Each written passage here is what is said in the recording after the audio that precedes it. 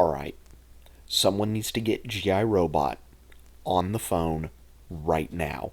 Because by God, I think we have found heaven for that robot.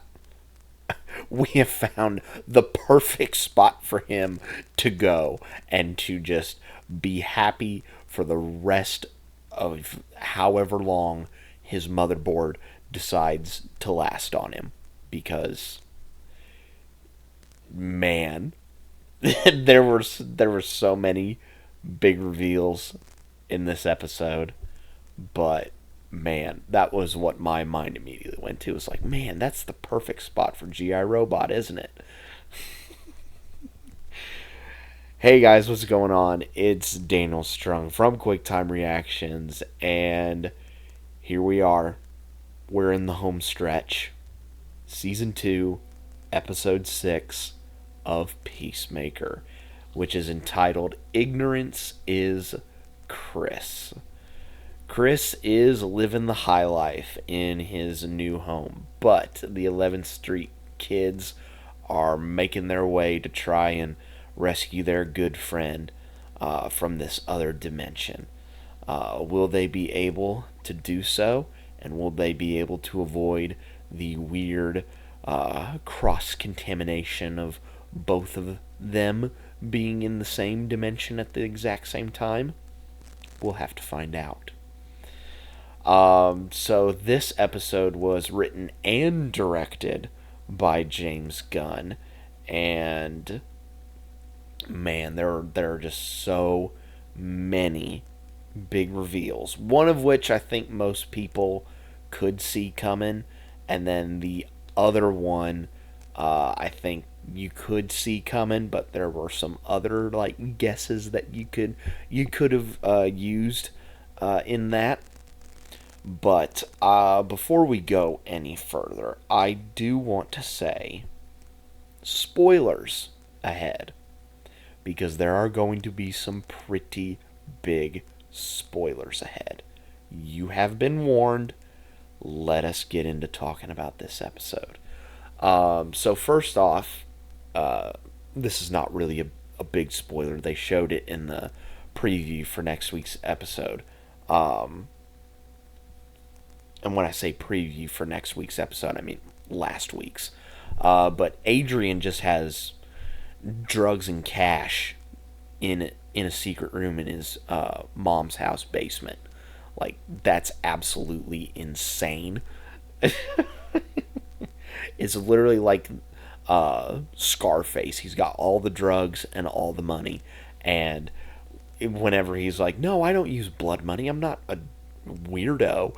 I love that Economos, Harcourt, and Adebayo were just like, well, if you're not going to use it, then the good on you, man, because you don't want that on your hands. As they're taking all the money, which was absolutely awesome. They eventually make their way into the other dimension, and Keith is like, Harcourt, what are you doing here? I thought you were with Chris. And of course, hilarity ensues when she's BSing an excuse right in front of his face. And the deleted, or the extended scene, I should say, at the end of the credits kind of continues on with the BSing, which was absolutely awesome. Meanwhile, Vigilante is like, well, I'm going to go find my alternate dimension self. So that's the first thing that I'm going to talk about. Vigilante goes and finds his other self, and at first the other Vigilante is like, who are you and what are you doing here? And our Vigilante is like, thinking, oh, this is so cool. And he's like, look, I'm you from another dimension. And once other Vigilante sees that, he's like, dude, you're me from another dimension? That's so cool. And they just get along like friends until one question comes up when they're asking each other, like, back and forth, all these different questions just to see if they're the same person. It's like, are you friends with Peacemaker? And the other Vigilante is like, no, I'm not friends with him. In fact, he's my sworn enemy. That's why I joined the Sons of Liberty to try and take him down. Now, if you'll remember, the Sons of Liberty were the group that were attacking the bank or the office in episode 2 or 3 of this season. So, yeah, that goes to tell you that top trio aren't really doing a lot of good guy stuff, or at least this world is not good anyway. The second thing that I want to talk about, and again, spoiler,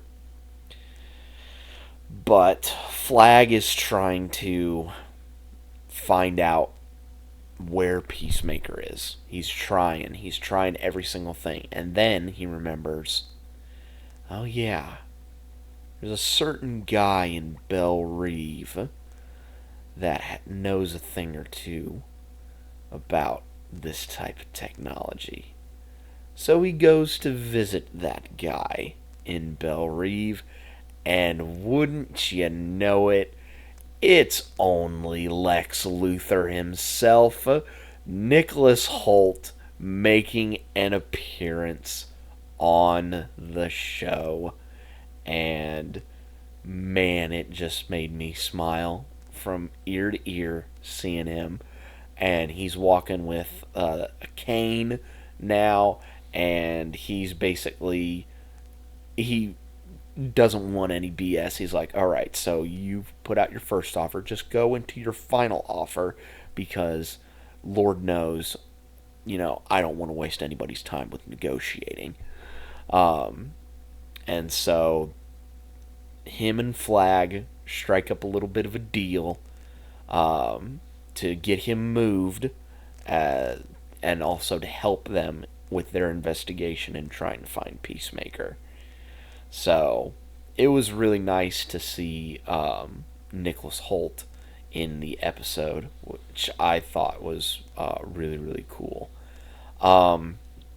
Before we get on to our final spoiler, I do want to mention that there was a really good scene with Cena and Jennifer Holland in, like, I don't want to call it a holding room, because it's not like a police holding room where there's like a one-way mirror and it's like brick wall, and it looks like an office space. But they just have this awesome heart-to-heart moment, and like, I didn't know Jennifer Holland had that in her. Just having that just raw emotion, like, that was pretty powerful. And it was absolutely awesome to see them just go back and forth in that episode. Also, this is a bit of a sidebar. I wonder how James Gunn feels, like, knowing that he's written his wife to be in a somewhat, like, sexual relationship with John Cena. It's just something that crosses my mind every single time I see those two on screen. It's just like James Gunn is a good-looking man, but like John Cena, like, come on now. But anyway, back to the third and probably the most obvious spoiler, and again, spoiler. Towards the tail end of the episode, Ads wants to go, like, on a walk just to look at the world, because all they really have been is just been inside the house. And Ads decides to take a walk, and then a car drives by. The driver looks at her like, what? Like, you have that shocked look on her face, like, what?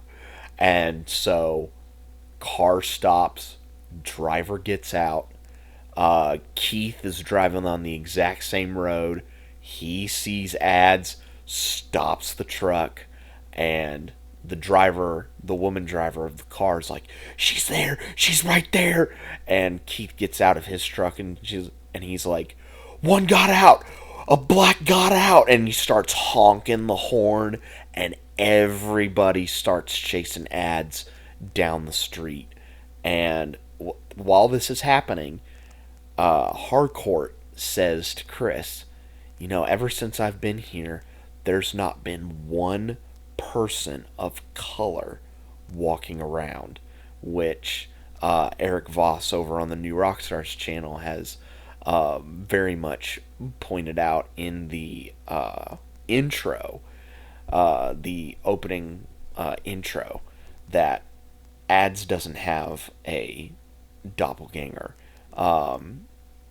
Flurry doesn't have one, and so on and so forth.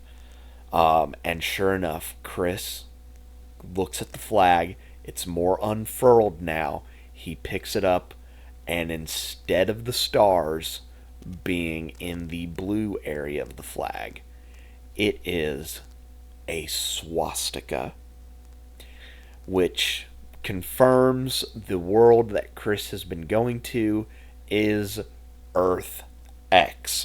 Now, for those that don't know what Earth X is, I've heard it so much that it's pretty much drilled into my brain now. But Earth X is the alternate Earth in which Germany won World War II, and so hence why there are no people of color on the streets. It is all basically white people, and everything, seems hunky-dory, for the most part, anyway. And, the top trio, who are probably for sure bad guys, and in combination with what alternate dimension Vigilante talked about with him joining the Sons of Liberty to try and take down Peacemaker, they were a rebel group trying to free everybody and not oppress people. So it is going to be very interesting. And also, I should say, Economos blabbed everything to alternate dimension Augie, and so now he knows, and now Keith is going to know, and it is going to be all sorts of hell getting back to the home dimension. The 11th Street kids are going to have a lot to dodge in this next episode. But yeah, that is my review of Peacemaker Season 2, Episode 6. We have just delved into the craziness, because I do believe that there's going to be more craziness in these last two episodes, because Gunn said that episodes 6 and 8 were his favorite things that he's ever made. So we've already got one. We are awaiting the last episode, but we also have episode 7, where there is somebody that is helping Argus with Peacemaker. We don't know who that person is, but we're going to find out next week, and I'm very excited about it. But until then, guys, be safe out there, and if your significant other is wanting to put on their desk something that your dead mother gave you, my suggestion is to have a nice conversation about it, because you don't know, like, how sentimental that object is to you, or how long it's been, so on and so forth. So just have a reasonable conversation about it, just to avoid any major fights or anything. And I will catch you guys next time.